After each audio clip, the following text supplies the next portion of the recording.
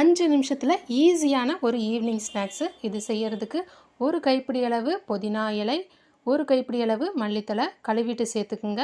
காரத்திற்கு ஒரு பச்சை மிளகா, ஒரு சின்ன துண்டளவு இஞ்சி, ஒரு 1/4 டேபிள் ஸ்பூன் அளவு சீரகத்தூள் அல்லது சீரகம் இருந்தாலும் சேர்த்துக்கலாம். இதுக்கு தேவையான அளவு உப்பு. பெரியவங்கன்னா 2 பச்சை மிளகாய் சேர்த்துக்குங்க. குழந்தைகளுக்காக கொஞ்சம் காரம் கம்மியாக சேர்த்துருக்கேன்.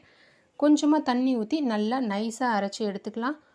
மிக்ஸி ஜாரோட மூடியும் கழுவி அந்த தண்ணி இதில் சேர்த்துக்குங்க.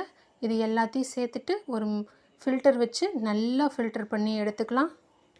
இதுக்கு தேவையான அளவு தண்ணி ஊற்றிட்டு சின்ன சைஸ் லெமனாக இருந்ததுன்னா ஒரு ஃபுல் லெமனை புழிஞ்சுக்குங்க. பெருசாக இருந்தால் அரை லெமன் போதும். பானிபூரியையும் ரெடிமேட் பானிபூரியும் பொரித்து எடுத்துக்கலாம். வீட்டில் பொரிச்ச கொஞ்சம் கார்ன்ஃப்ளெக்ஸை வச்சு சூப்பராக ஈவினிங் ஸ்நாக்ஸ் முடிச்சாச்சு. என்னோடய வீடியோ பிடிச்சிருந்தா சேனலை சப்ஸ்கிரைப் பண்ணி ஃபாலோ பண்ணுங்கள். அப்படியே லைக் பண்ணி ஷேர் பண்ணுங்கள்.